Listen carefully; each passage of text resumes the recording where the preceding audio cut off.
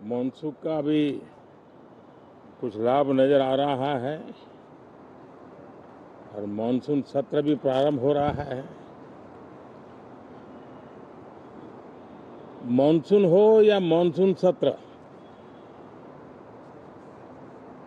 अगर दोनों प्रोएक्टिव हो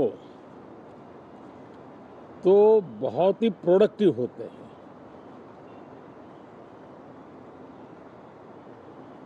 और दोनों को प्रोडक्टिव होते हैं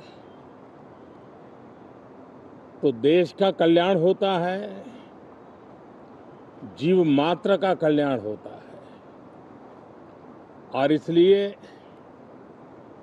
हम यही प्रार्थना करते हैं कि मानसून भी प्रोएक्टिव रहे, मानसून सत्र भी प्रोडक्टिव रहे।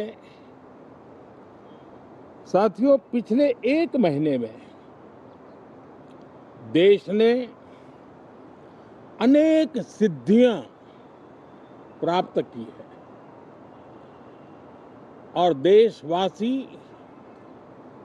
गर्व से भर जाएं, इस प्रकार की सिद्धियों का सिलसिला चला है। चाहे राष्ट्रीय हो, अंतर्राष्ट्रीय हो और अब तो अंतरिक्ष भी हो। एक प्रकार से भारत के लिए गर्व के पल रहे हैं। पिछले वर्ष मानसून सत्र के ठीक पहले भारतीय नागरिक इंटरनेशनल स्पेस स्टेशन पर पहुंचा था और कल ही परसों भारत का एक युवा स्टार्टअप, उसने बहुत बड़ी सिद्धि प्राप्त की है। विश्व के कम ही देश हैं जहां इस प्रकार से प्राइवेट साहस हुए हैं और भारत के युवाओं ने अंतरिक्ष में नई उड़ान भरी है। बहुत बड़ी सफलता है। और ये जो स्काईरूट स्टार्टअप है, उसमें जो नौजवान काम कर रहे हैं, मुझे बताया गया उनकी पूरी टीम की जो एवरेज एज है वो सिर्फ 28 साल है। ऐसे नौजवानों ने ये काम करके दिखाया है। मैं किसी 56 साल के नौजवान की बात नहीं कर रहा हूं। मैं देश के ये स्टार्टअप ने 28 के एवरेज वाले नौजवानों ने अंतरिक्ष में भारत का झंडा गाड़ दिया है। उनको तो बधाई है ही है, लेकिन ऐसी बातें जो हैं जो भारत को आत्मविश्वास से भर देती है। विश्व में भारत का प्रोफाइल सर्वमान्य, सर्वस्वीकृत बनता जाता है। साथियों, ये संयोग नहीं, ये एक संदेश है और बड़ा मजबूत संदेश है कि हमारे देश के युवाओं की क्षमता और उनकी आकांक्षा अंतरिक्ष जितनी असीम है, इससे बड़ा संदेश देश के लिए कोई और प्रेरणा नहीं दे सकता है। साथियों, जो रिफॉर्म एक्सप्रेस पर सवार होकर के आज देश चल पड़ा है, उसी का नतीजा है कि भारत के नौजवान इतना बड़ा साहस कर पाते हैं और सफल भी हो रहे हैं। साथियों, पिछले दिनों राजस्थान में बहुत बड़ी ऑयल रिफाइनरी देश को समर्पित की गई।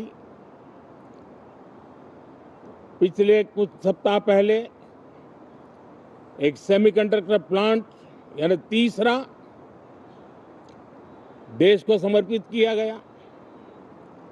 अभी कुछ दिन पहले ग्रीन हाइड्रोजन से चलने वाली ट्रेन, और विश्व में बहुत कम देश ऐसे हैं कि जिनके पास ये सुविधा है, लेकिन भारत ने जो हाइड्रोजन ट्रेन देशवासियों को समर्पित की है,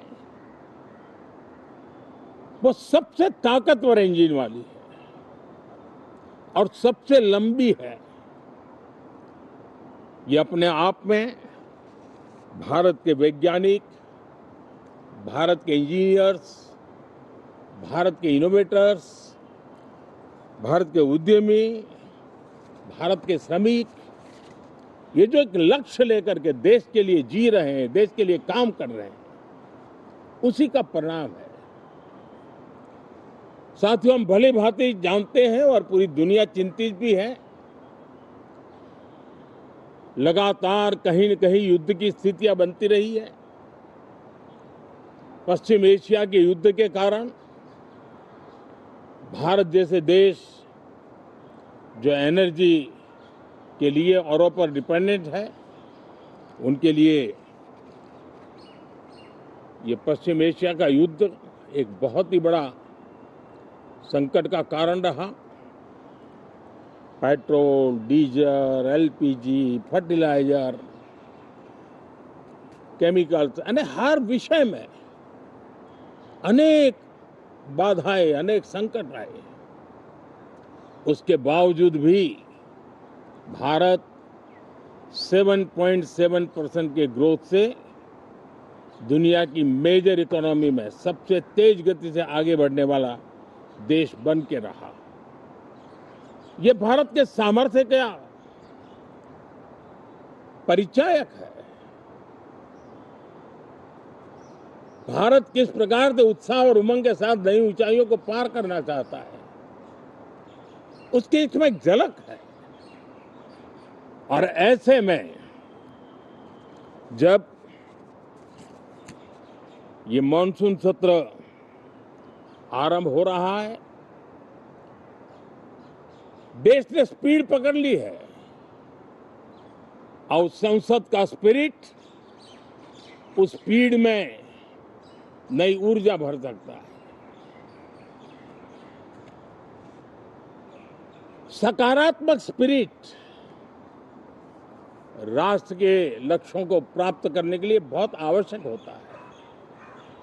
हमारे सदन में बहुत अनुभवी सांसद भी है, दल उनका कोई भी हो, लेकिन उनके पास एक लंबा अनुभव है।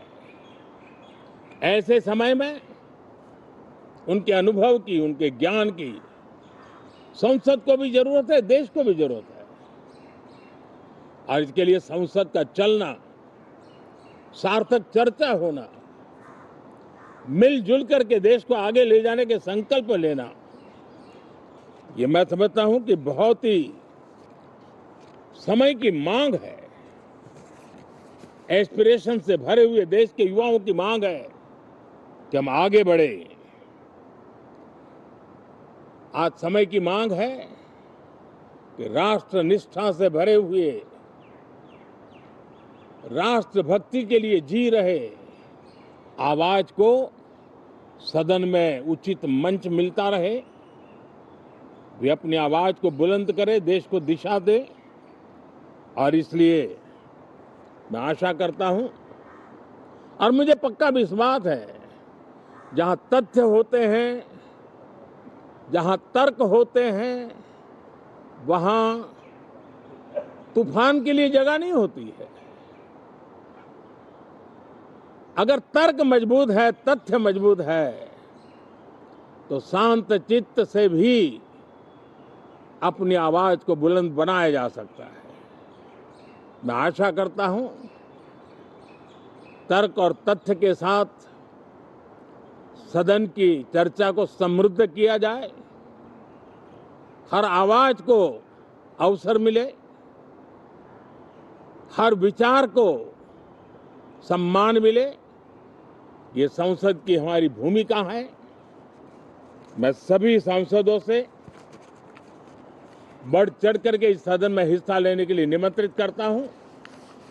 आज सुबह स्पीकर महोदय जी ने भी सोशल मीडिया के माध्यम से देश के सांसदों का स्वागत करने के अपने भाव को व्यक्त किया है।